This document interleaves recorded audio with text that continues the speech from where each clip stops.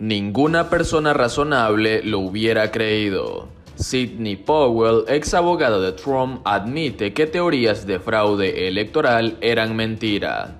El equipo legal de Powell solicitó en una moción que se desestimara una demanda por difamación de más de $1.300 millones interpuesta por la empresa Dominion Voting Systems, al considerar que las declaraciones de su cliente no estaban basadas en hechos reales.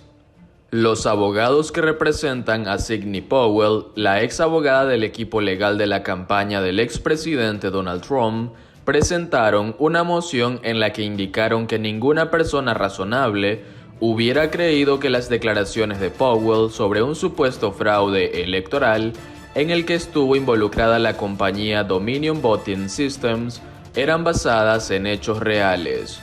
Powell enfrenta una demanda por $1.300 millones presentada por la empresa encargada de fabricar tecnología para procesos electorales, acusándola de difamación luego de que la abogada acusara a la compañía de diseñar un sistema de votación bajo el mando del expresidente venezolano Hugo Chávez, fallecido en 2013, para que nunca perdiera una elección, así como a los gobiernos de Rusia y China.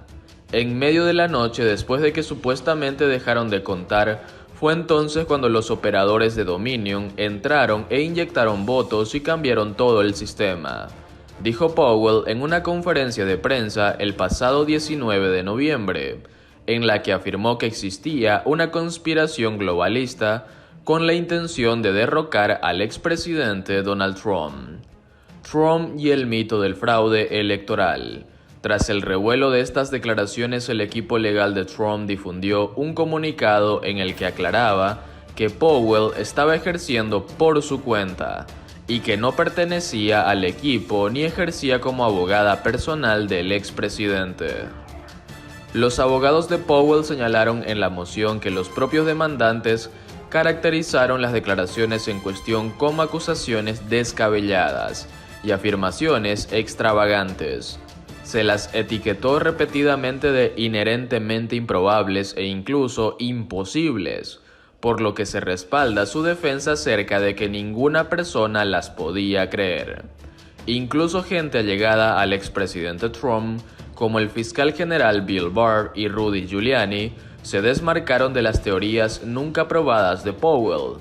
El exalcalde de Nueva York dijo en una entrevista con Newsmax que los argumentos de la abogada iban más allá de los límites de la racionalidad, el sentido común y la ley. Todas las demandas de Trump y su equipo legal sobre fraude electoral fueron fracasando en todos los tribunales en los que se fueron presentando. Además, el Departamento de Seguridad Nacional de Estados Unidos DHS certificó en un comunicado que las elecciones de 2020 habían sido las más seguras de la historia. Dominion empezó con acciones legales en contra de Powell, entre otros como el director ejecutivo de MyPillow, Mike Lindell, Fox News y Newsmax, tras el asalto del 6 de enero al Capitolio por parte de una turba de simpatizantes del expresidente Trump.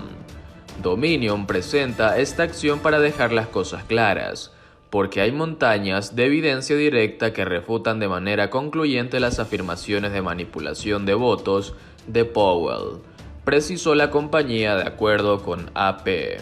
Ahora, el equipo legal de Powell indicó en el documento que Dominion está realizando una campaña de relaciones públicas bien orquestada para salvar su negocio y que las acusaciones en contra de la abogada son escasas.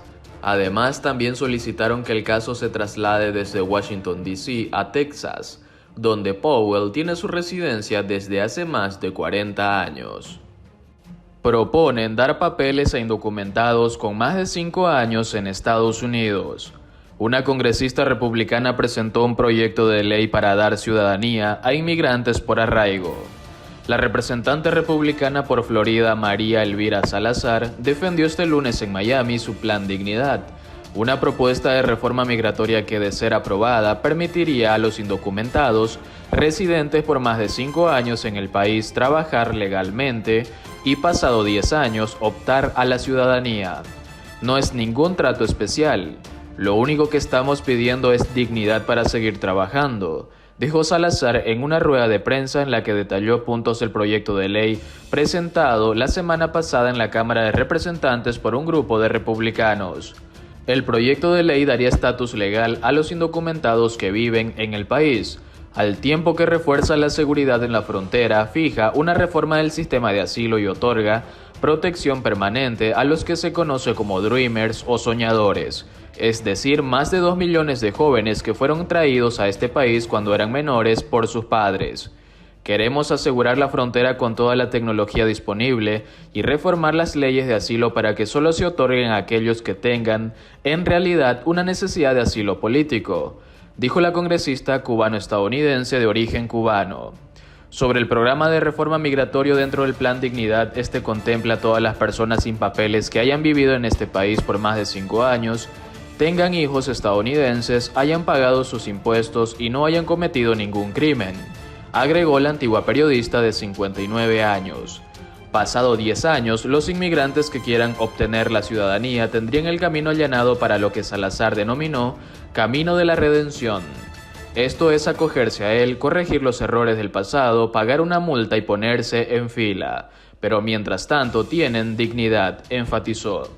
Cargó en la rueda de prensa contra los demócratas que han presentado una reforma migratoria, afirmó que saben que nunca se va a poder convertir en ley y que ni siquiera tiene los votos dentro de su partido para salir adelante. Estamos hartos de las falsas promesas y queremos que esos 11 millones de hermanos indocumentados sean tratados con una palabra que se llama dignidad, señaló.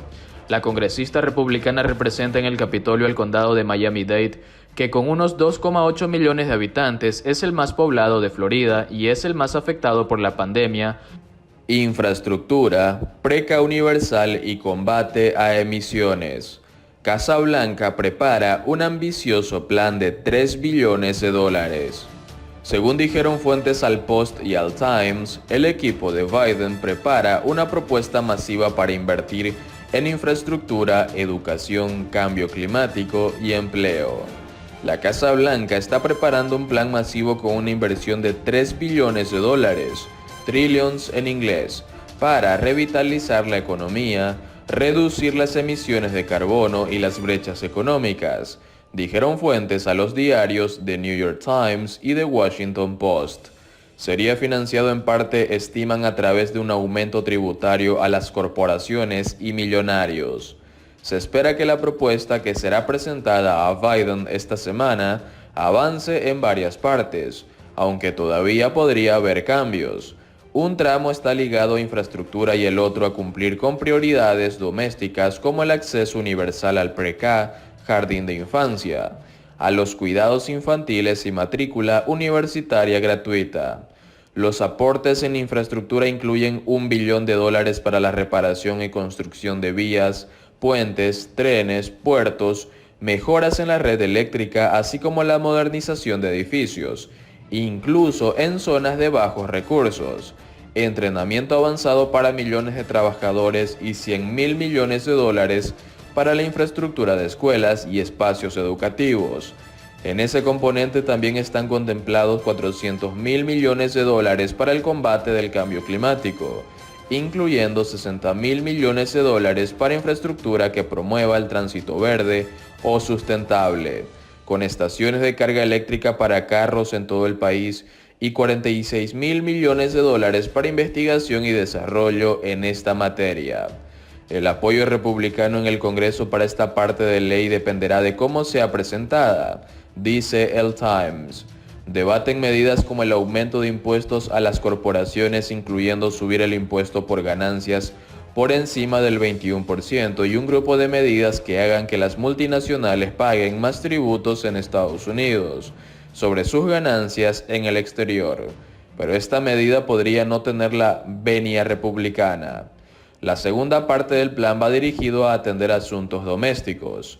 Las fuentes explicaron al Times que buscaría aumentar el gasto en educación y en programas que permitan el acceso de las mujeres al empleo, ayudándolas a balancear el trabajo con las labores del hogar.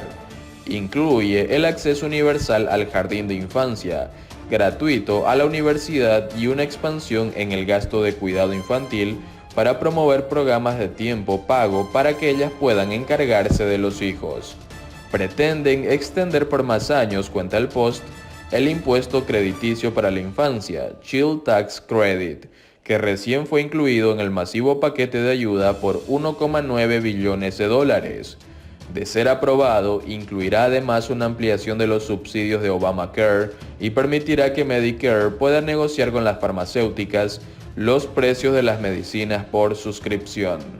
Algunas partes del plan parecen tener acogida entre grupos de empresarios y algunos republicanos en el Congreso, como las relaciones con la construcción de vías, puentes y sistemas de agua y cañerías.